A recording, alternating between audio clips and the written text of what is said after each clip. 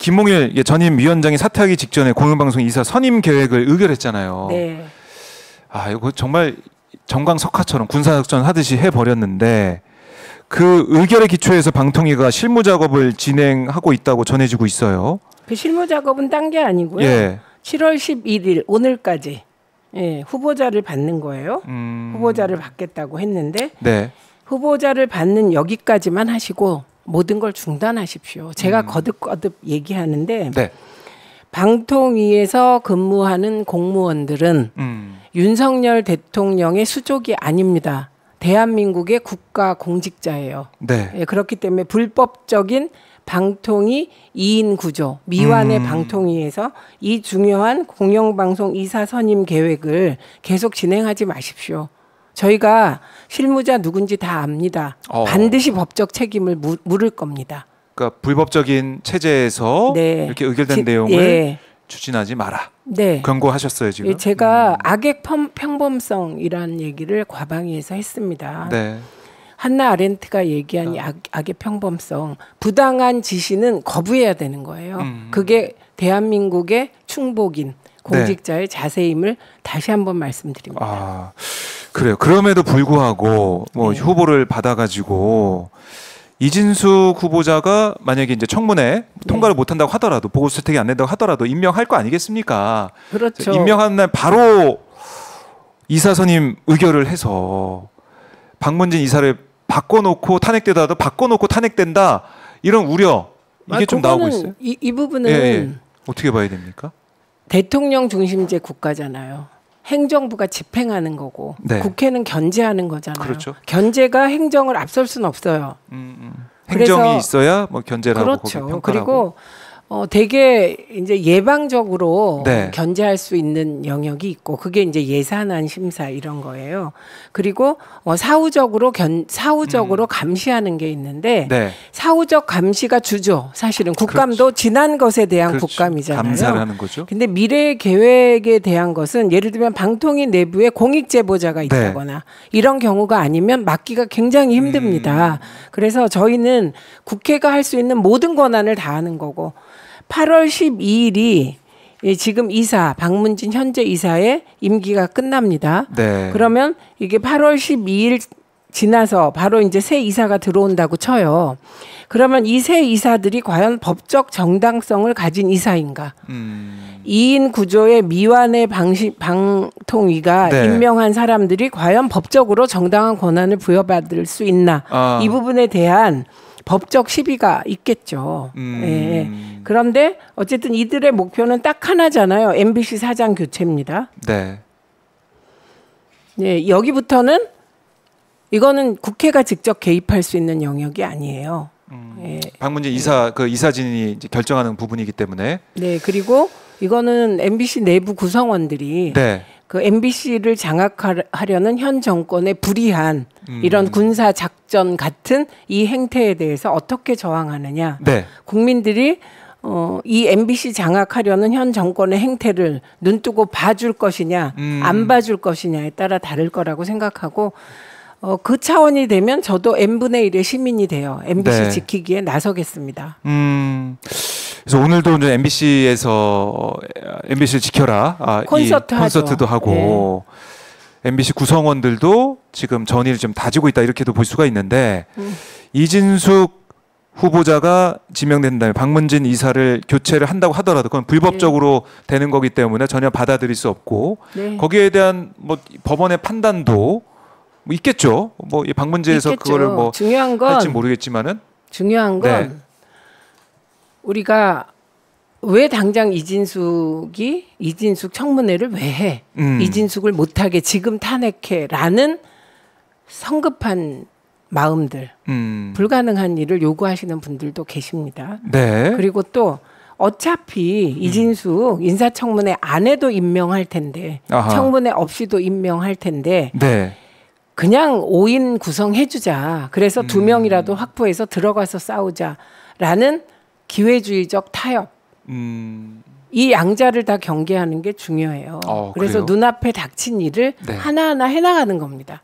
눈앞에 할 일을 하나하나 해나가는 거예요. 그러니까 이른바 이제 청문회 잘하고, 예. 그리고 청문 보고서 채택 과정에서 또 충분히 국민들에게 알리고 예, 그런 과정 하나하나를 네. 충실하게 하겠다는 약속만은 확실하게 드립니다. 그리고 이진숙 내정자가 불법적으로 방통위원장이 되고 나면 네. 된다고 하면 저는 이진숙 후보자가 불법적 행위를 했을 때 즉시 법적 책임을 묻겠다. 이건 국회의 권한이기 때문에 하겠습니다. 그렇네요. 그러니까 이 국회에 주어진 일을 해 네. 나가면서 네. 국민들의 뜻을 받들겠다 이렇게 봐야 되는 거고요. 네. 자, 그래서 어떻게 보면은 지금 보면은 방통위의 2인 체제 이게 뭐 원천적으로 네. 문제가 있기 때문에 여기에 대해서 계속해서 싸워 나가는 건데 이진숙 후보자는 이렇게 얘기했더라고요.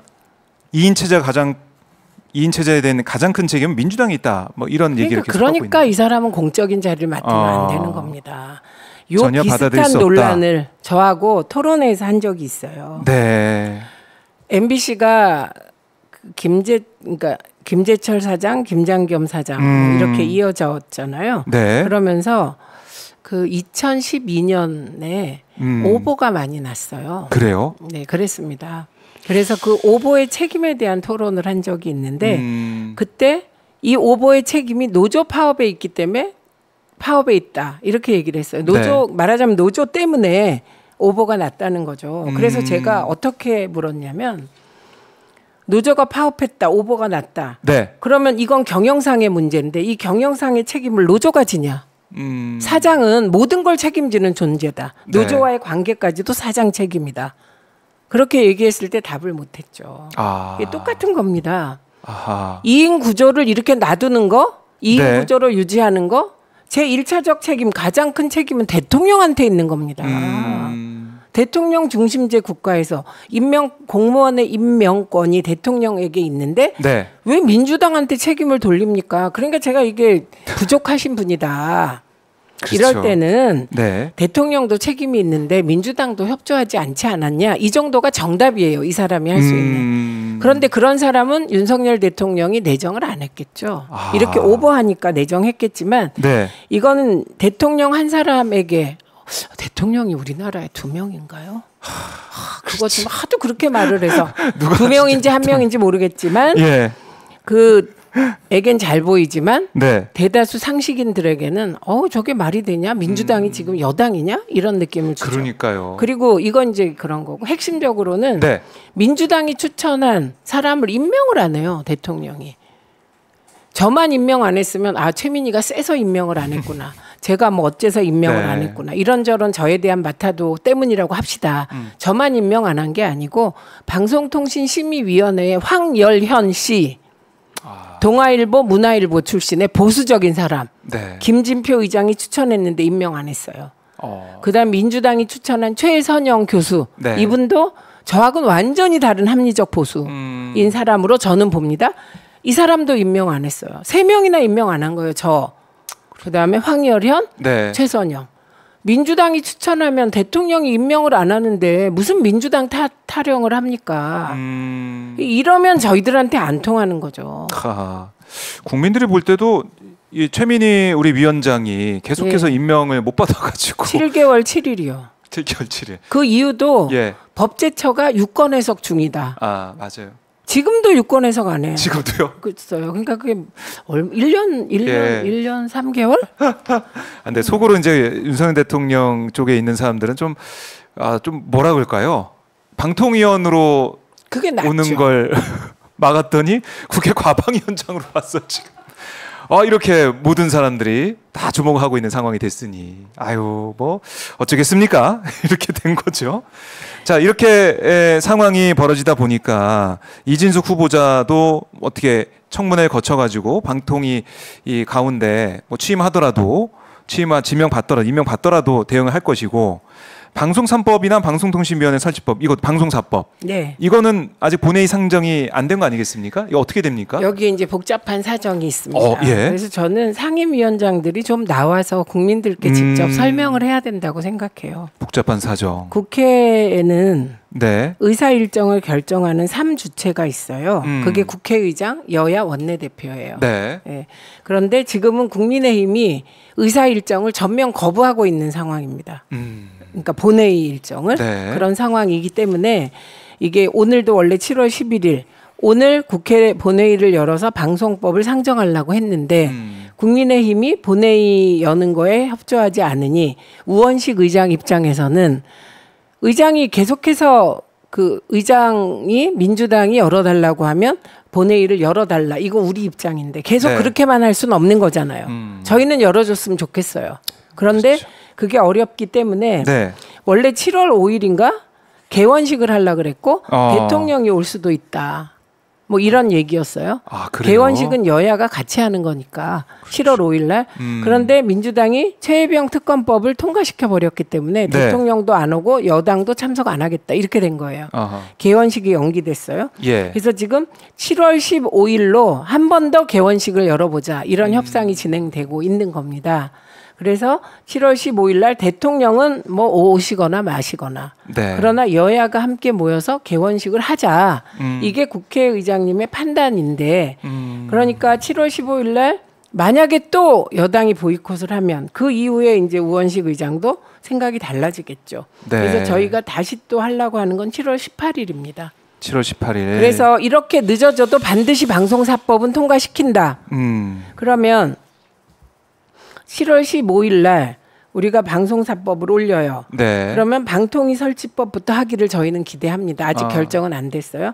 그러면 법 하나하나에 대해서 필리버스터 하겠죠. 그렇죠. 그러면 그 필리버스터 하고 중단시키고 하고 중단시키고 예. 이런 식으로 갈 것 같습니다. 그래서 네. 시끄럽습니다. 7월 말이.